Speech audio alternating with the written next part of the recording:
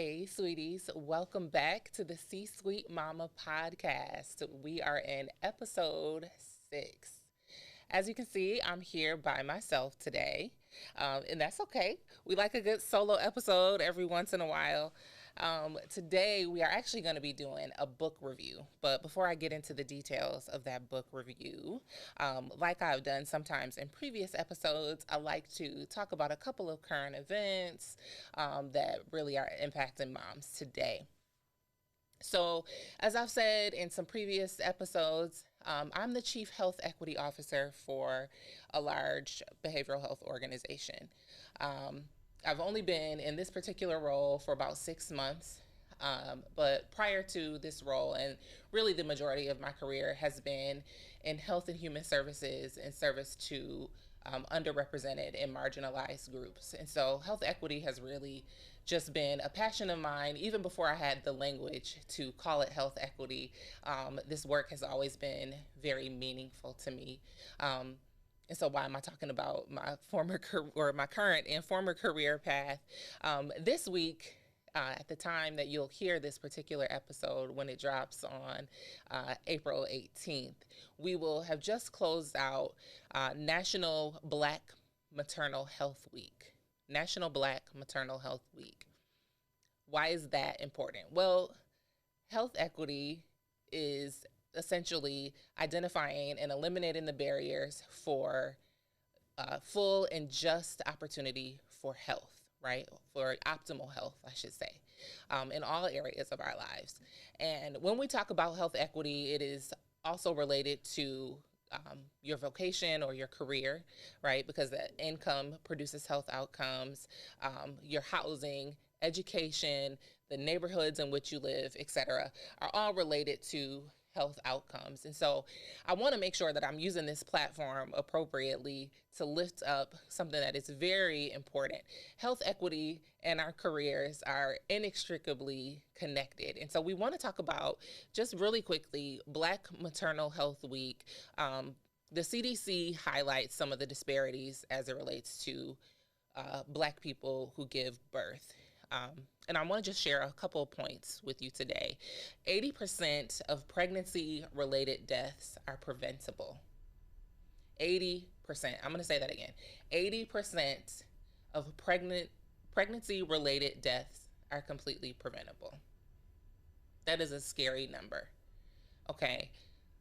Not only are 80% of pregnancy-related deaths preventable, but Black women are 3 times more likely to die during pregnancy or childbirth than their white counterparts. 3 times more likely to die, more than likely from something that was completely preventable. The CDC cites some of the multiple causes of these preventable diseases with quality of health care, chronic conditions, structural racism, and implicit bias. Many of these things, you might be asking me, okay, well, this is a podcast about careers and about leadership.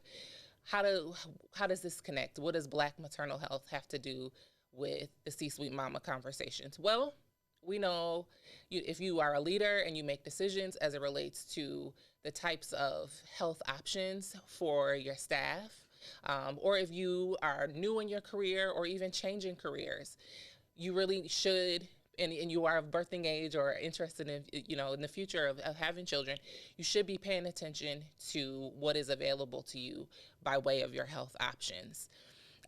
Some of the healthcare services that are helpful in reducing these disparities are midwifery, doula services, lactation counseling, massage therapy, chiropractic care, nutrition counseling.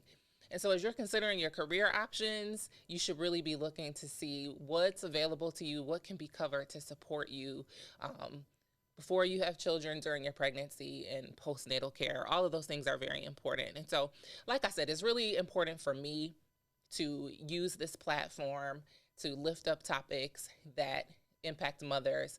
As I've said in previous episodes, we do center these conversations around women of color. And so Black Maternal Health Week, we know it's April 11th through the 17th. When you're hearing this episode, that will just be wrapping up.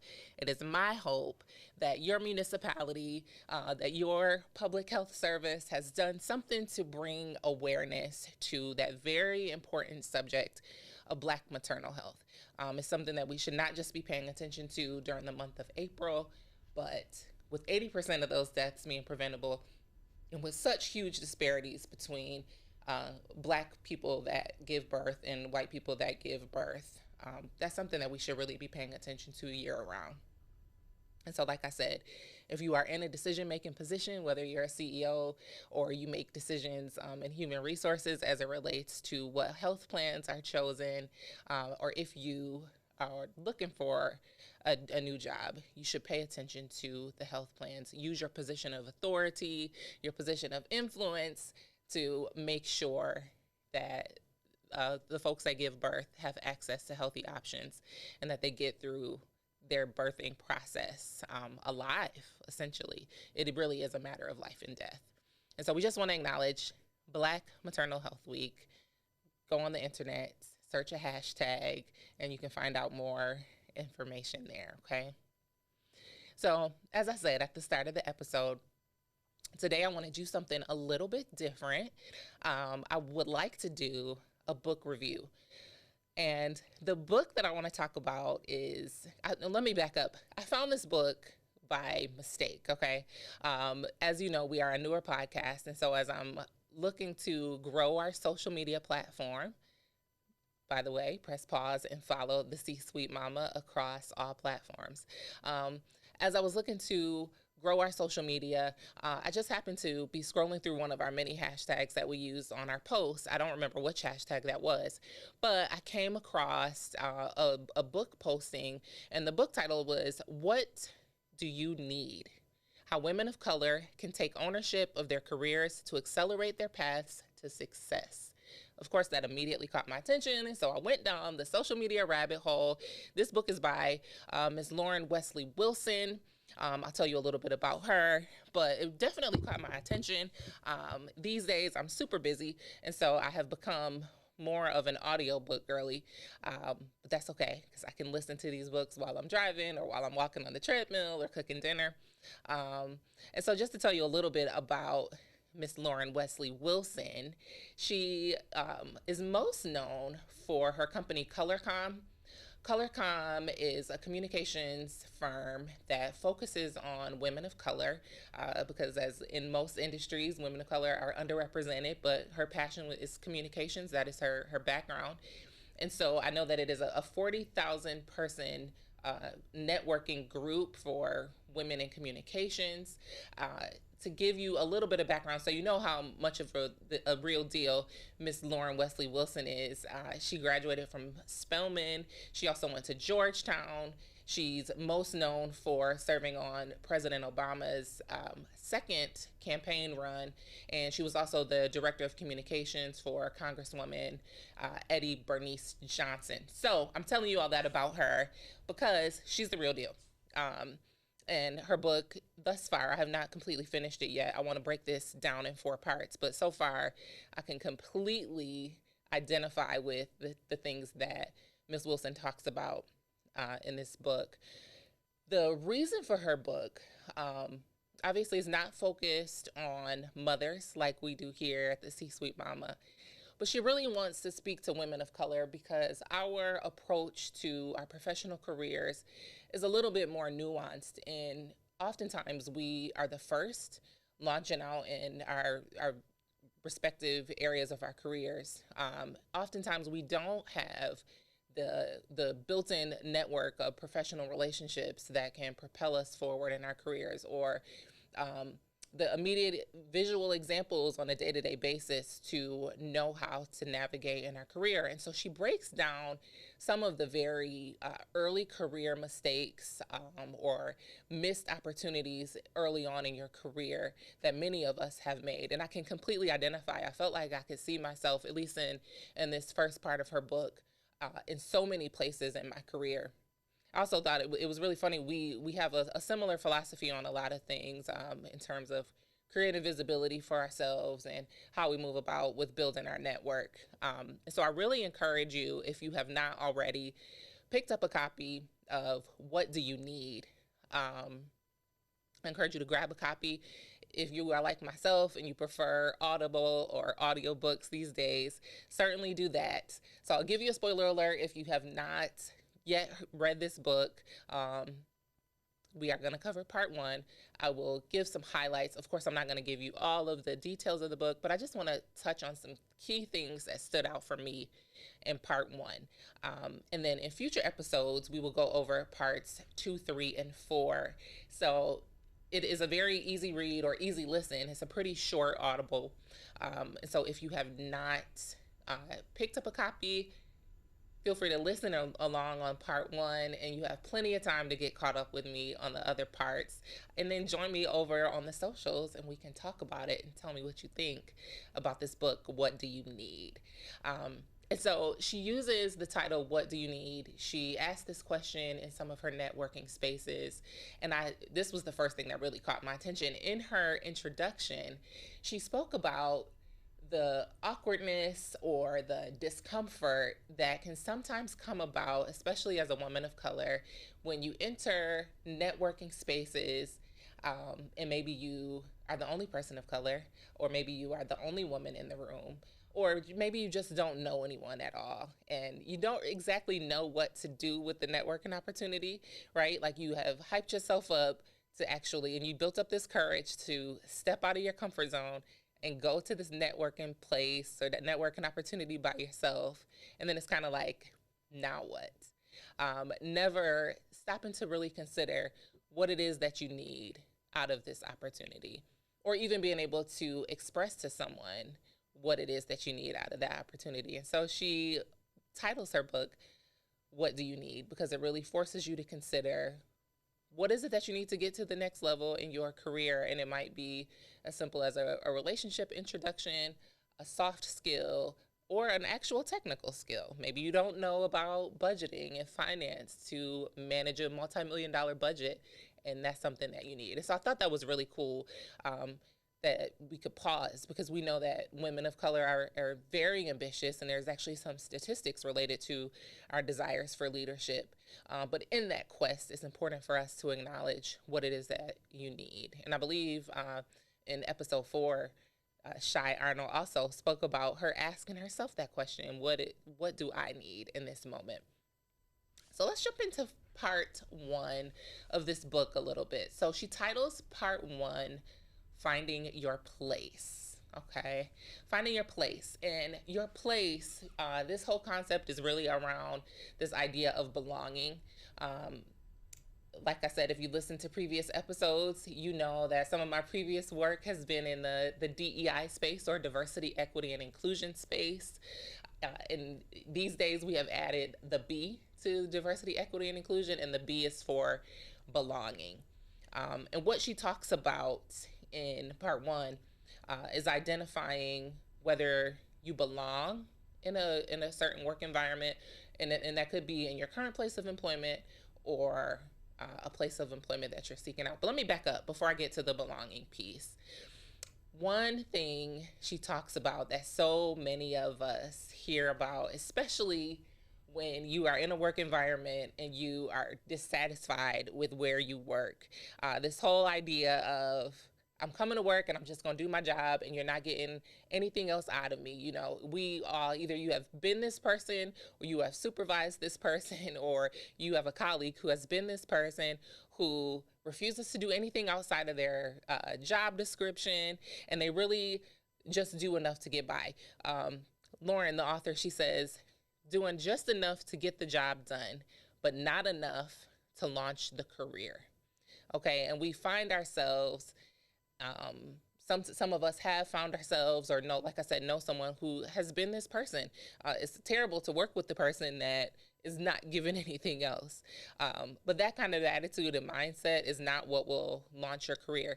And we know that sometimes folks approach this mindset of, I'm not given anything else, as a protective factor in the workplace, or really just being disappointed by their employer, or sometimes not being comfortable, or sometimes feeling undervalued and unappreciated in the workspace. But to Lauren's point, if we are talking about the intention of launching your career, this attitude of just doing just enough will not get you there. Okay.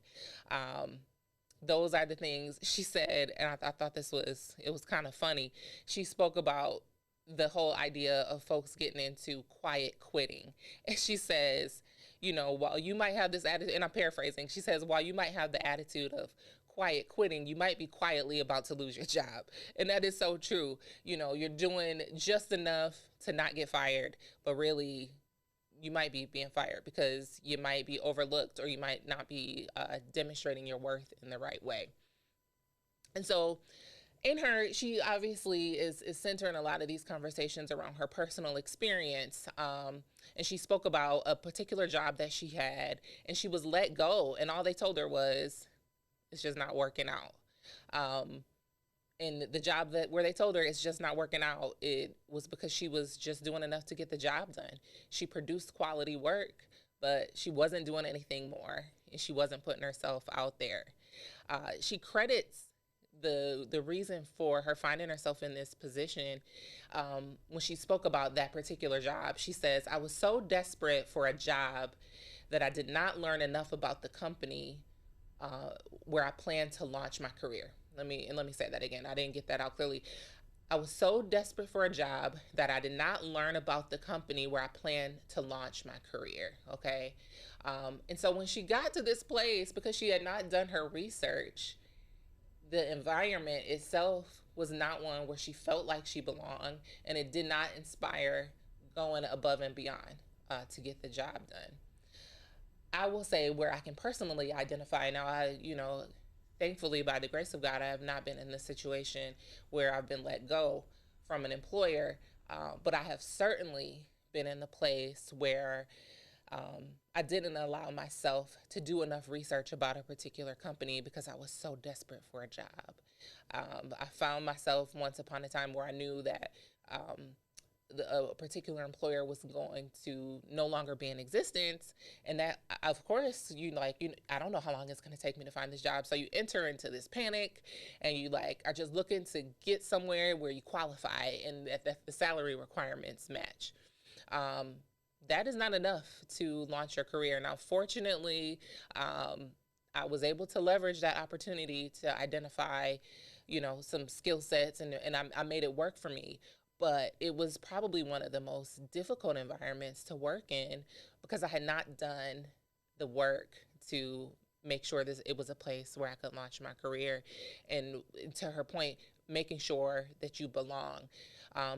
In this book, she goes on to define belonging. We're not talking about, belonging in the sense of having a right to be somewhere, but we're talking about belonging in the sense of feeling safe and valued and supported in a workforce. And that will look like a number of different things depending on what you need to feel safe, valued, and supported. But you don't necessarily know that unless you do the research. So I thought it was very beautiful that she lays that out, because that's not something that we are taught in our quest for career opportunities, to look for a place where you feel safe and supported and valued, and where you feel inspired to go above and beyond. Those are not things that we are taught. Often it is about the salary, and it's about looking for the benefits and XYZ, but that is very important. So I love that she brought that forward. She also spoke about this whole idea of being free to bring your full self to work. And what I thought was really interesting, I didn't know the person who wrote the book apparently about your whole self to work was actually a white man, which is very difficult for Black women or women of color to place themselves in this position of being comfortable enough to bring your whole self to work, even down to simple things like hairstyles. Even in these modern age of um, these modern times of making sure that, maybe folks might not be comfortable with their locks, or folks might not be comfortable with natural hair and wanting to have certain hair, straight hair, or hair not too long, or a certain color, etc. And so we know that folks don't always feel comfortable with with showing up as their full selves. And she provides some tips on how to connect with people before you start your job, before you accept the job, to learn what the culture is, right? You know, is it a super conservative environment? Is it super casual? What are the expectations in terms of company activities and extracurricular activities and the networking and the happy hours? What is the culture? And so she talks about how you can go about doing some of those things, which I think is great. Again, the intention was to give us tips and ideas on things that are just not often spoken about, especially for women of color. Um, One important thing, because we know that there certainly has been a lot of focus on diversity, equity, inclusion, now belonging, work environment, anti racism, and all of these things are extremely important to consider when you are looking at career opportunities. These are very important. But one thing to remember, and I shouldn't even say one, but I should say, and one thing to remember, just like any other relationship, um, you know, just like a person that you might be dating or your spouse or your best friend, the workplace, no place will be perfect. Every place will kind of have something to work out. And she spends a lot of time talking about being able to recognize when you see that there are true and genuine efforts, being able to recognize that your employer wants you there and that they value you and that they actually want to see you win. I thought that was a really helpful reminder, because it's important to not have knee jerk reactions or to not completely write off an employer, because maybe one particular thing is missing in a certain area. Um, but just really the importance of it being clear that they want to see you win. I thought that was fantastic. Um, and so that was kind of like, that was chapter one of part one.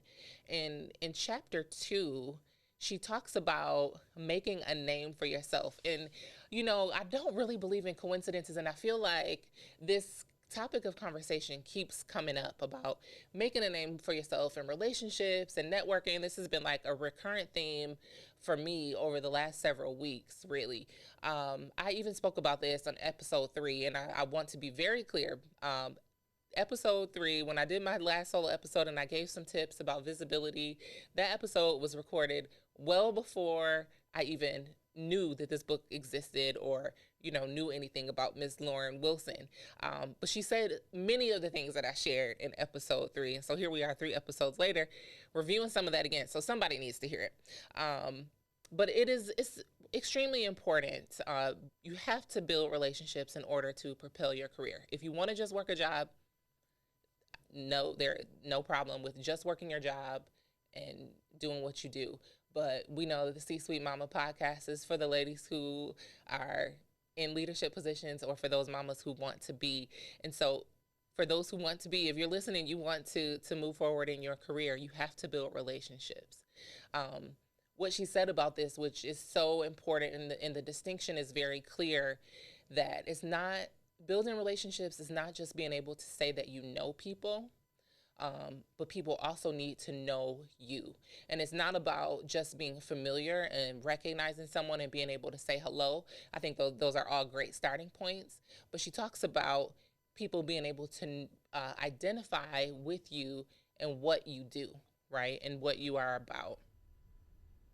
She says, if there's one thing all success relies on, relationships are it, okay? I used to resist this. And it was a very ignorant viewpoint. And when I say ignorant, it was meaning the literal sense of ignorance, just lack of information. I would be really offended about getting an opportunity based on relationships. And so many of the opportunities that I have received, as far back as I can remember, have been based on relationships, and that used to bug me. And it would almost kind of impact my self-esteem a little bit, because I would find myself like, well, I'm smart and I work hard and I do XYZ, and they should just want me because all of these things on paper, because of my own personal performance.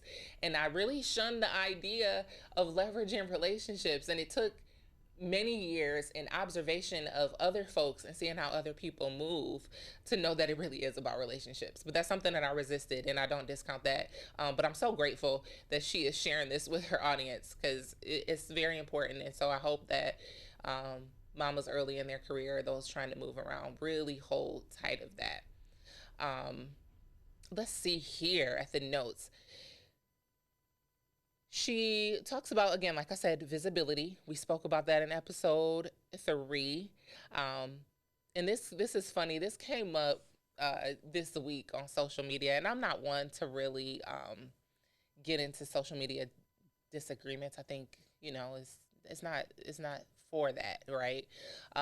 But I do really enjoy exchange of ideas. I welcome new perspectives. I welcome being challenged by other people's perspectives. That's how you learn and grow, right? That's the whole point of um, having different perspectives connected to you. And so, anyway, a couple times, like I said, most recently, I have heard people complaining about other folks who get awards and recognition and support, either personal support or business support, based on popularity.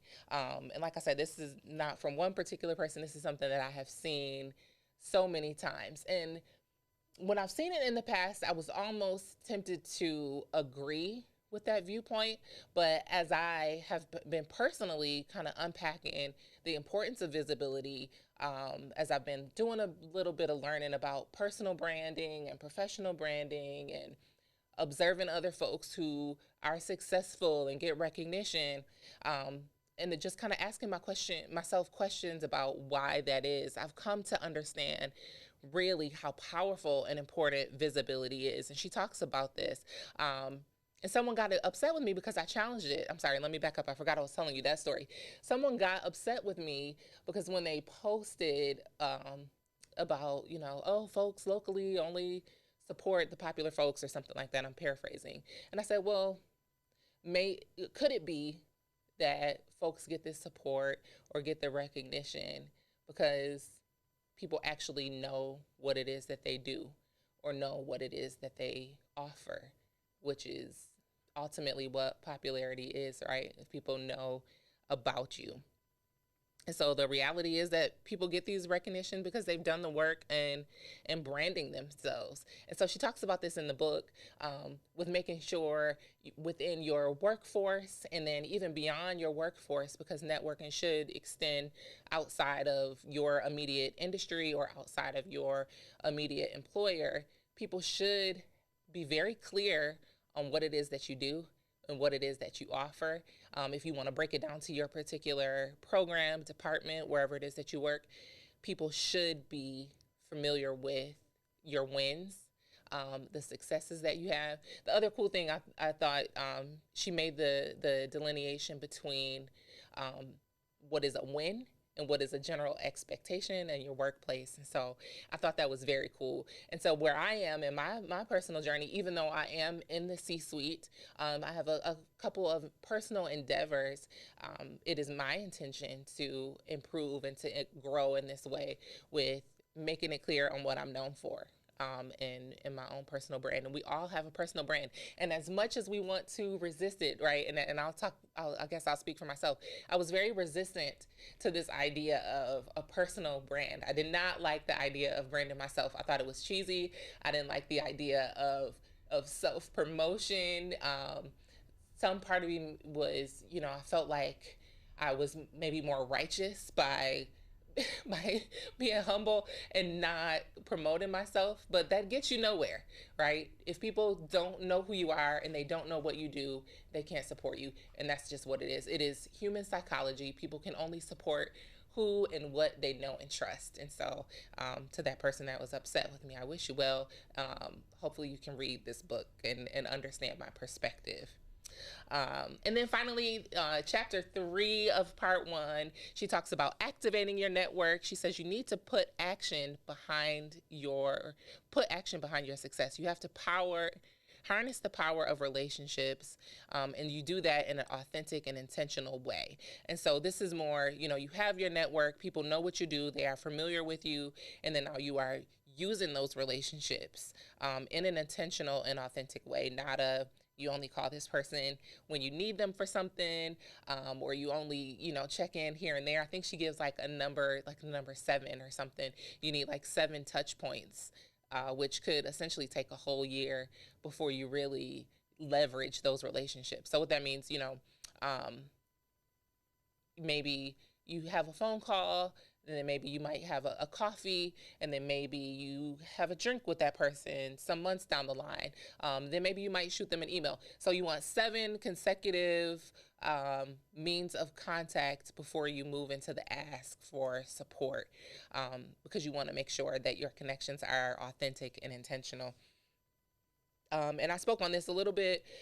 She also spoke about how people move around their different networks, and so you don't want to have tunnel vision. I work in behavioral health care, but that doesn't mean that I shouldn't be networking with someone in communications or networking with, someone in a food service industry, because you don't know how those relationships can support each other eventually, which is so true, right? I work in behavioral health. I did some time in government, but I also have networks in technical fields and in networks in finance, all of which have been helpful to me both personally and professionally, because you have folks that can mention your name in rooms and support the work that you're doing. And so I just thought this was a really great, like I said, I felt like it was a timely read, and I wanted to make sure the C-Suite Mama community knew about this book. It is an easy listen. If you don't have time to turn pages, it is a very easy listen, like I said, to check it out after you have listened to your C-Suite Mama podcast episode. You can switch over and hear this book. It gives some very practical tools, especially for the new ladies who are looking to grow in their career. It's also helpful if you're looking to change careers. I think she gives some great tips, at least in this first part. I was looking through some notes. I'm curious to see if I agree with the book all the way through, but so far so good. I think we are on the same page and we share a lot of the same values. Listen, check out the book. Hop over to social media. You can find me on Instagram. You can find me on LinkedIn. You can also find me on Facebook. I will share that information as well as links to the book in the show notes. But I'm curious to see what you think about the book title. What do you need? I think it will offer some really great things. And then as you are learning some of these tools from Miss Lauren Wilson, if you are having some trouble with learning how to network, if you want to build and grow your network, if you just don't even know what it is that you desire out of your career yet, please reach out. The C-Suite Mama community can support you. This is why we are here, to help. And so allow us to support you in your career journey. We offer career coaching. We have some very cool networking events exclusive for our C-Suite Mama community that is coming up. To learn more, visit thecsuitemama.com. In the meantime, you can save the date for the ladies who are in Buffalo and Western New York. Please save the date, Friday, May 10th. We are going to have a great time with a wine tasting event. This is not just any wine tasting. It is going to be wine tasting and networking. And we are tasting wines that are owned exclusively. I'm so excited about this. Owned exclusively by women-owned vineyards. So we are just going to be supporting women all around, supporting each other. We are also going to have the opportunity to identify what it is that we need in our careers. And then hopefully, as you are mingling around the room, someone can help you connect the dots to what it is that you need. So again, that is Friday, May 10th. It is going to take place at the historic and beautiful Buffalo Club in downtown Buffalo, New York. I hope to see you there. You can get your tickets on the csuitemama.com. Don't forget to like, follow, and subscribe, and make sure you are sharing the podcast, that you share the community with another mother that's in the C-suite or another mother who wants to be. Thanks so much for listening.